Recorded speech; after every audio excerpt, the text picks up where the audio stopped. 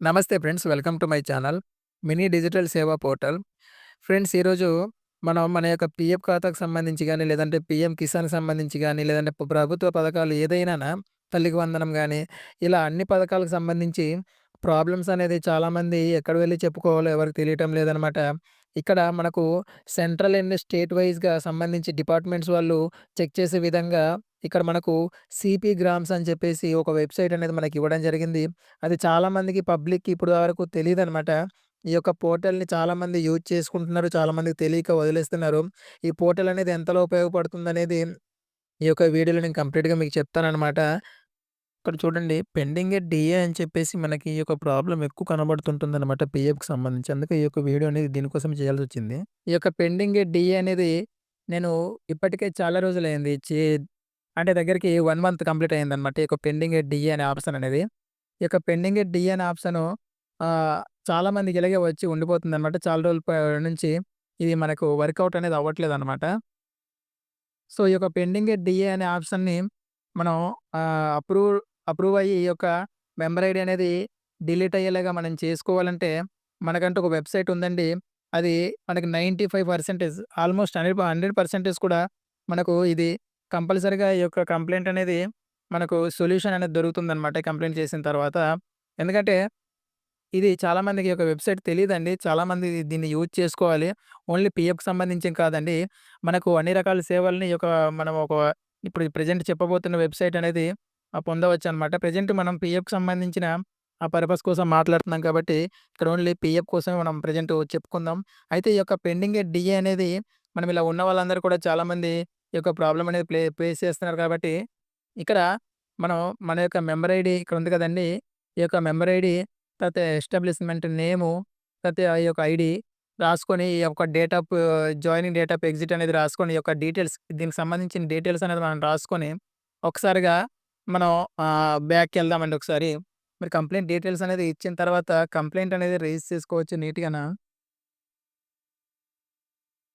Friends ఇక్కడ మనం ఈ యొక్క కంప్లెయింట్ రైజ్ చేయడం కోసమని ప్రతి కంప్లెయింట్ కూడా మనం ఏ విధంగా రైజ్ చేయాలి? అది ఏ వెబ్‌సైట్‌లో రైజ్ చేయాలని చెప్పేసి, ఈ యొక్క కంప్లెయింట్ అనేది ఏ వెబ్‌సైట్‌లో ఇవ్వాలి అని చెప్పేసి నేను ఈ యొక్క వీడియోలో క్లియర్‌గా నేను చెప్తాను.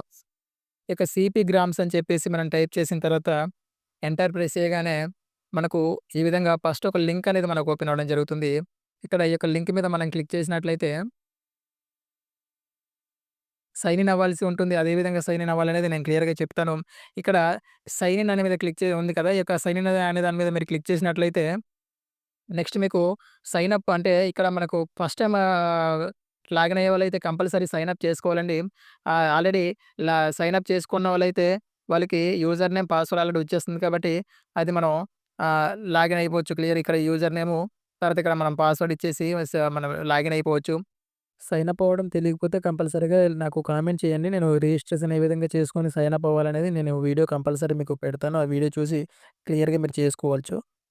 ఇక్కడ మనకు యూజర్ నేమ్ అంటే మాక్సిమం మన ఫోన్ నంబర్ వస్తుంది. ఆటోమేటిక్‌గా మీరు సైన్ అప్ అయ్యేటప్పుడు అది మీకు తెలుస్తుందనమాట. పాస్వర్డ్ అనేది ఇచ్చేసి కింద క్యాప్చా కోడ్ ఉంది. ఆ క్యాప్చా కోడ్‌నిచ్చి కింద లాగిన్ అని ఉంది కదా! ఈ యొక్క లాగిన్ మీద మనం ప్రెస్ చేయగానే మనకు మెయిన్ హోమ్ పేజీలోకి తీసుకెళ్ళడం జరుగుతుందనమాట. ఇది మెయిన్ హోమ్ పేజీ అనమాట. ఈ విధంగా ఉంటుంది. కంప్లీట్‌గా మనం లాగిన్ అయ్యే ప్రాసెస్ అనమాట ఇది. ఇక్కడ డాష్‌బోర్డ్ ఒకసారి చూడండి. డాష్‌బోర్డ్‌కొచ్చేసరికి ఈ యొక్క డాష్‌బోర్డ్ కనబడుతుంది కదా! ఇక డాష్‌బోర్డ్‌కొచ్చేసరికి second option large public grievance అని చెప్పేసి ఉంది కదా! ఈ యొక్క లార్జ్ పబ్లిక్ గ్రీవెన్స్ దాని మీద మనం క్లిక్ చేయాల్సి ఉంటుందనమాట. ఇక్కడ గ్రీవెన్స్ టర్మ్స్ అండ్ కండిషన్స్ అనేది మనం ఒకసారి చూసుకోవాల్సి ఉంటుందనమాట. ఈ యొక్క టర్మ్స్ అండ్ కండిషన్స్ అనేది కంపల్సరీ మనం చదువుకొని ఆహ్, చెక్ చేసుకొని మనం చూసుకోవాల్సి ఉంటుందనమాట. అయితే ఇక్కడ కింద టిక్ బాక్స్ ఉంది కదా! ఈ యొక్క టిక్ బాక్స్ మీద మనం క్లిక్ చేయాల్సి ఉంటుంది. అగ్రీ మీద క్లిక్ చేసిన తర్వాత ఇక్కడ మనకు సబ్మిట్ అనే ఆప్షన్ ఉంది. ఇక సబ్మిట్ అనే ఆప్షన్ మీద మనం క్లిక్ చేయాల్సి ఉంటుందనమాట. సో, ఇదండి మెయిన్ మన యొక్క గ్రీవెన్స్ పోర్టల్ అనేది ఈ విధంగా ఉంటుందనమాట. ఇక్కడ మనకు ప్రెజెంట్ చూసారు కదండీ! ఇవి మన యొక్క ప్రతి స్కీమ్స్‌కి సంబంధించి గాని, లేదనుకుంటే ప్రతి పాన్ కార్డ్ అయితేనేమి, ఆధార్ కార్డ్ అయితేనేమో, హెల్త్ ఇష్యూస్ అయితేనేమి, మన యొక్క పర్సనల్ ట్రైనింగ్స్ అయితేనేమి, హౌసింగ్ సంబంధించిందయితేనేమి, ఎవ్రీథింగ్ అనమాట. ప్రతి కంప్లెయింట్ అనేది మనం ఈ యొక్క పోర్టల్‌లో ఇచ్చుకోవచ్చు. అయితే ఇక్కడ నేను పీఎఫ్‌కి సంబంధించినటువంటి ఒక ప్రాబ్లమ్‌ని తీసుకొని కంప్లెయింట్ అనేది పెట్టడం జరిగింది. ఒకసారి అది ఎలా చేసాం ఏంటనేది క్లియర్‌గా చూడండి. ఇక్కడ చూసారు కదండీ! ఇక్కడ సెకండ్ ఆప్షను. ఈ యొక్క second option labour and employment ఉంది గదా! దీని మీద మనం క్లిక్ చేయాల్సి ఉంటుందనమాట. మనకి ఈ యొక్క పెండింగ్ ఎట్ డీ అనేది చాలా మందికి అలాగే ఉండిపోతుంది. అది కంప్లీట్‌గా అప్రూవ్డ్ అవ్వట్లేదనమాట. సో, మనం దానికోసం ఈ యొక్క వీడియో చేస్తున్నాం కాబట్టి, ఈ యొక్క పెండింగ్ ఎట్ డీ అనే దాని మీద మనం ఒకసారి పెట్టి చూద్దాం ఏమవుతుందనేది. ఇక్కడ ఆల్రెడీ మనకు రెడ్ కలర్‌లో చెప్పడం జరిగింది.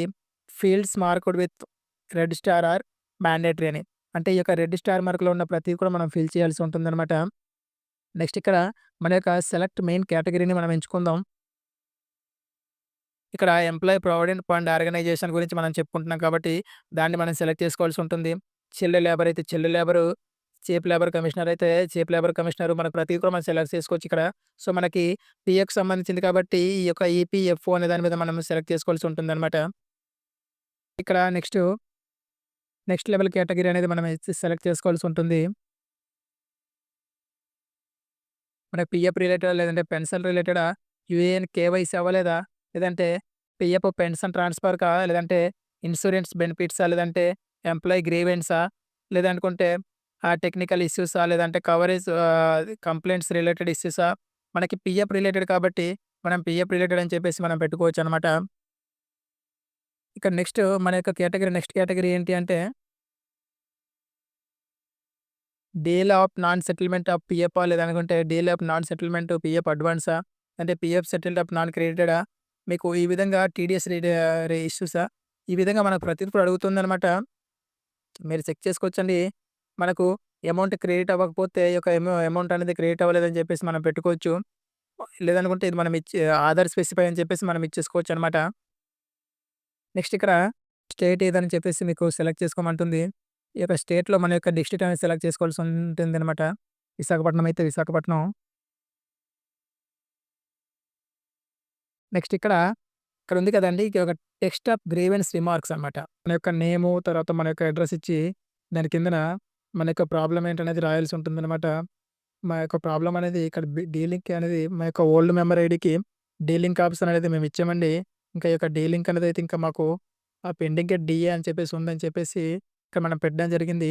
దాని కింద మన యొక్క యూఏఎన్ నంబరు, తర్వాత మన యొక్క మెంబర్ ఐడీ, తర్వాత మన యొక్క ఆధార్ నంబరు, మన యొక్క ఫోన్ నంబరు, తర్వాత మన యొక్క ఈమెయిల్ ఐడీ, ఈ విధంగా మొత్తం అంతా కలిపి మనం ఇవ్వాల్సి ఉంటుందనమాట.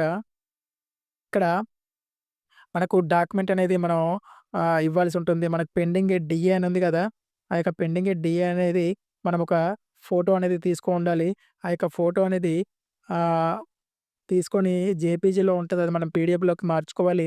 తర్వాత మన యొక్క ఆధార్ కార్డ్ కూడా పీడీఎఫ్‌లోకి మనం కన్వర్ట్ చేసుకొని, మన యొక్క ఆధార్ కార్డు, తర్వాత ఈ యొక్క పెండింగ్ డీఏ అనే ఫోటో ఒకటి, ఈ 2 కలిపి మనం పీడీఎఫ్ కింద మెర్జ్ చేసి, ఈ యొక్క 4 ఎంబీ చూస్తున్నారు కదా! ఇక్కడ మన యొక్క ఈ యొక్క 4 ఎంబీ లోపల ఉండాలనమాట. ఈ యొక్క మనం అప్‌లోడ్ చేసే డాక్యుమెంటు. సో, మీరు ఈ విధంగా పీడీఎఫ్ రూపంలో దాన్ని తయారు చేసుకొని, డాక్యుమెంట్ 4 ఎంబీ లోపల వచ్చేలాగా మనం చూసుకొని, ఇక్కడ చూస్ ఫైల్ అని ఉంది కదా! ఇక చూస్ ఫైల్ మీద మనం క్లిక్ చేయాల్సి ఉంటుంది. ఇక్కడ మనకి మన యొక్క ఫైల్‌ని తీసుకోమనేసి అడుగుతుందనమాట. మన యొక్క ఫైల్ మీద మనం క్లిక్ చేయాల్సి ఉంటుంది. ఇక్కడ ఆల్రెడీ వచ్చిసిందనమాట. Merged Aadhaar PDF. నెక్స్ట్ పక్కన అటాచ్ అని ఉంది కదా! ఈ యొక్క అటాచ్ మీద మనం క్లిక్ చేయాల్సి ఉంటుందనమాట.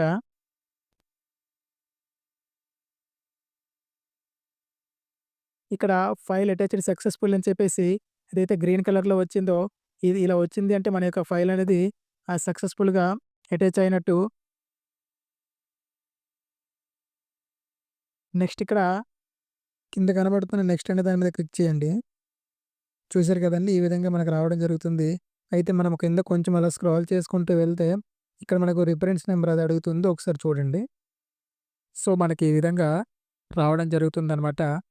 ఇక్కడ మనకి ఇంతకుముందు రిఫరెన్స్ నంబర్ ఏమైనా ఉంటే, ఒక రిఫరెన్స్ నంబరు మనం ఇంతకుముందు ఎప్పుడైనా సరే మీ సేవా షాపుల్లో గాని, లేదనుకుంటే బయట ఎక్కడైనా మనం అప్లై చేసి ఉంటే, ఆ యొక్క అప్లై చేసిన డేటు, ఆ యొక్క అప్లికేషన్ దగ్గర రిఫరెన్స్ నంబర్ ఒకటి ఉంటుంది. ఆ యొక్క రిఫరెన్స్ నంబర్ అనేది మనం ఇవ్వాల్సి ఉంటుంది.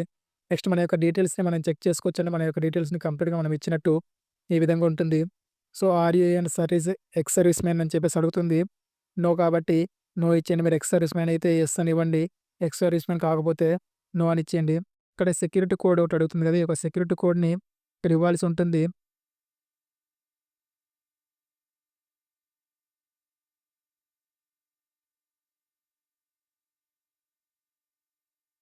ఈ యొక్క సెక్యూరిటీ కోడ్‌ని మనం ఇచ్చిన తర్వాత కిందకి ఇక్కడికొచ్చేసి మనం సబ్మిట్ చేయాల్సి ఉంటుందనమాట. ఇక్కడ సబ్మిట్ చేసిన తర్వాత నెక్స్ట్ మనకు ఈ వీడియో మీరు కంప్లీట్‌గా చూసినట్లయితేనే మీకు క్లియర్‌గా అర్థమవుతుంది. నెక్స్ట్ స్టేటస్ ఏ విధంగా చెక్ చేసుకోవాలో కూడా చెప్పాను చూడండి చివరిదాకా. ఇదే అండి మనం కంప్లీట్‌గా చూసారు కదా! ఇక్కడ సబ్మిట్ చేయగానే your grievance is registered successfully registration number అని చెప్పేసి మనకొక రిజిస్ట్రేషన్ నంబర్ అనేది మనకిక్కడ రావడం జరుగుతుందనమాట. ఇది రిజిస్ట్రేషన్ నంబర్ ఇది. ఇది ఇక్కడ ఆల్రెడీ చెప్పారు. Please note down your grievance registration number for further future references అని చెప్పేసి అడుగుతుంది. మనకి ఎప్పుడైనా సరే మళ్ళీ ఈ యొక్క గ్రీవెన్స్ అనేది మనం చూసుకోవాలి. ఇలాంటే నెక్స్ట్ టైమ్ మన యొక్క గ్రీవెన్స్ అనేది మళ్ళీ పెట్టుకోవాలి అంటే ఈ యొక్క రిఫరెన్స్ నంబర్ అనేది ఇక్కడ మనకు అడుగుతుంది కదా! ఆ యొక్క రిఫరెన్స్ నంబర్ అనేది మనం ఇక్కడ ఇవ్వాల్సి ఉంటుందనమాట. సో, ఇదండి. మనకి ఈ విధంగా వచ్చిందంటే మన యొక్క కంప్లెయింట్ అనేది కంప్లీట్‌గా మనం రైజ్ చేసినట్టనమాట. ఈ యొక్క సీపీ గ్రామ్స్ అనేది centralised public grievance redress and monitoring system అనమాట. అంటే ఇది కంపల్సరీగా మనం సెంట్రల్‌లో మనము ఈ యొక్క కంప్లెయింట్ అనేది సెంట్రల్ వాళ్ళకి మనం చేస్తున్నట్టనమాట. కంప్లెయింట్ చేస్తున్నట్టు. సో, ఇది ప్రతీది కూడా మీరు క్లియర్‌గా మీ తెలుగుతో కూడా మనం పెట్టుకోవచ్చండి. లేదనుకుంటే ఇంగ్లీష్‌తో మీకు ఆహ్, పర్వాలేదనుకుంటే ఇంగ్లీష్‌తో కూడా మనం క్లియర్‌గా మనం పెట్టుకోవచ్చు. మీరు ప్రతీది కూడా మీ ప్రాబ్లమ్‌ని క్లియర్‌గా ఎక్స్‌ప్లనేషన్ అయితే ఇవ్వండి ఇక్కడ. చాలా చాలా ఇంపార్టెంటు. ఇది పెండింగ్ ఎట్ డీఏ అని చెప్పేసి మనకు పీఎఫ్‌కి సంబంధించినటువంటి ప్రతి మెంబర్ కూడా అడగడం జరుగుతుందనమాట. సో, ప్రెజెంట్ ఇది ఓన్లీ మన యొక్క పీఎఫ్‌కి సంబంధించిన పీఎఫ్ రిలేటెడ్ మాత్రమే నేను చేశానండి. మనకి ఈ యొక్క ప్రతి ప్రాబ్లమ్‌ని ఈ యొక్క సీపీగ్రామ్ అనేది మనం పెట్టుకోవచ్చండి. స్టేట్ వైస్ వెళ్తుంది. డైరెక్ట్‌గా స్టేట్ వైస్ ఎళ్తుంది. సెంట్రల్ వైస్ కూడా ఎళ్తుందనమాట. కంపల్సరీగా ఇది మనకి చాలా పెద్ద వెబ్‌సైట్ అనమాట. ఈ యొక్క వెబ్‌సైట్ అనేది చాలామంది బయట పబ్లిక్‌కి తెలియటం లేదనమాట. ఈ యొక్క వెబ్‌సైట్ కోసం.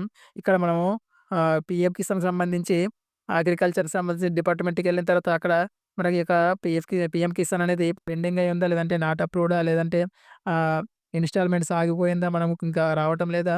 అనేది మనము ప్రతిది కూడా ఇచ్చుకోవచ్చు. తల్లికి వందనం ఇచ్చుకోవచ్చు.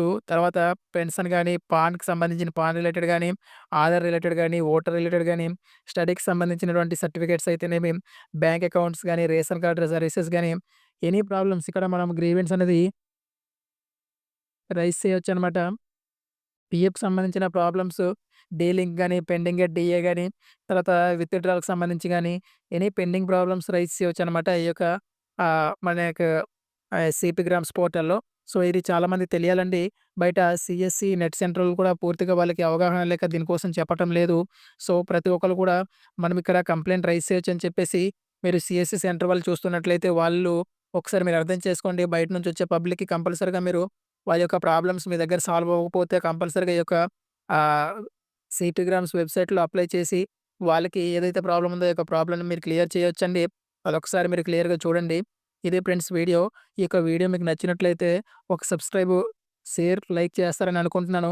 ఇది ఓన్లీ పీఎఫ్‌కి రిలేటెడ్ మాత్రమే ప్రెజెంట్ చేశాను కానీ, ఓన్లీ పీఎఫ్‌కి సంబంధించిన వెబ్‌సైట్ అయితే కాదండి. ఈ యొక్క సిపి గ్రామ్స్ అనేది సెంట్రలైజ్డ్ అనమాట. మనకి ఎనీ హౌసెస్ ప్రాబ్లమ్స్ గాని, పీఎం కిసాన్ ప్రాబ్లమ్స్ గాని ఇప్పుడు నేను చెప్పాను కదా! అలా ప్రతీది ఎవ్రీథింగ్ ప్రతి ప్రాబ్లమ్‌ని కూడా ఇక్కడ మనము చెక్ చేసుకొని ప్రతి ప్రాబ్లమ్ గురించి కూడా ఇక్కడ మనం కంప్లెయింట్ రైజ్ చేయొచ్చు. ఖచ్చితంగా మనము ఇది కంప్లెయింట్ పెట్టిన తర్వాత వితిన్ 1 మంత్ వరకు మనం వెయిట్ చేయాలని తప్పదు. కంపల్సరీగా మీరు వీక్లీ 1 టైమ్ గాని, 2 టైమ్స్ గాని మనము స్టేటస్ అనేది చెక్ చేసుకోవాల్సి ఉంటుంది. ఆ స్టేటస్ ఏ విధంగా చెక్ చేసుకోవాలో నేను చెప్తానండి. ఇక్కడ మనం గో టు హోమ్ పేజ్ ఉంది కదా! ఇక గో టు హోమ్ పేజ్ మీద మనం క్లిక్ చేసినట్లయితే ఇక్కడ మనకు కనబడుతుందనమాట. ఇక్కడ మనం టోటల్ గ్రీవెన్స్ రిజిస్టర్డ్ అని చెప్పేసి 2 పెట్టామనమాట. Next number of grievance pending అని చెప్పేసి ఇక్కడ కనబడుతుంది కదా! 2 అని చెప్పేసి. ఇక్కడ మనకు ఎన్ని క్లోజ్ చేశారు అని చెప్పేసి ఇక్కడ మనకి ఉంది కదా! ఇక్కడ మనకి ఎన్ని క్లోజ్ చేశారనే దాన్ని బట్టి ఇక్కడ మనకుంటుంది. చూసారు కదండీ! ఇక్కడ మనకి మనం పెట్టుకున్న గ్రీవెన్స్ అనేది ఇక్కడ మనకు కనబడుతుంది. మన యొక్క ఆహ్, మనం ఎన్నైతే పెట్టామో ఆ యొక్క ప్రతీది కూడా ఇక్కడ మనకు ఉంటుందనమాట. ఒకటి నేను ఆధార్ కార్డ్ కోసం పెట్టాల్సొచ్చింది. రెండోది ఎంప్లాయ్‌మెంట్ దాని కోసం మనం పెట్టాల్సొచ్చిందనమాట. అంటే మనకి ఈ యొక్క పీఎఫ్‌కి సంబంధించింది. సో, ఈ విధంగా మనం పెట్టుకోవచ్చండి. ఈ యొక్క స్టేటస్‌లు కూడా మనం చూసుకోవచ్చనమాట. మనం ఏ విధంగా ఉంది, ఎంతవరకు ఉందనేది క్లారిటీగా ఎంతవరకొచ్చిందనేది మనం ఈ యొక్క గ్రీవెన్స్ అనేది ఈ విధంగా మనం చెక్ చేసుకోవచ్చనమాట. మనకి ఒకవేళ అది ఆగిపోయినట్లయితే ఎందుకు ఆగిందనేది కూడా మనకు క్లియర్‌గా తెలుస్తుందండి. మనకి ఈ విధంగా మనం ఇచ్చుకోవచ్చనమాట. సో, ప్రతీది కూడా మీరొకసారి చెక్ చేసుకోవచ్చు. ఇదండి video. Thank you so much. అందరూ కూడా మీ హెల్ప్‌తో నేను చాలా వరకు మీకు వీడియోస్‌ని పెట్టి మీకు ప్రతిది కూడా ఆ నాలెడ్జ్‌ని అందించగలనని అనుకుంటున్నాను. మీకు ఈ యొక్క వీడియో ఇంపార్టెంట్ అనిపిస్తే కంపల్సరీ సబ్స్క్రైబ్ చేసుకుంటానని అనుకుంటున్నాను ఫ్రెండ్స్. ఈ యొక్క వీడియోను కంప్లీట్‌గా మీరు చూసినట్లయితే మీకు అర్థమవుతుంది. లేకపోతే అయితే మీకసలు ఈ యొక్క వీడియో కోసం మీకసలు క్లారిటీ అయితే రాదు. ఇదండి. Thank you so much. మీ యొక్క సపోర్ట్ అనేది చాలా చాలా ఇంపార్టెంట్. మీ యొక్క సపోర్టు ఎప్పటికి ఉండాలని కోరుకుంటున్నాను. జై హింద్.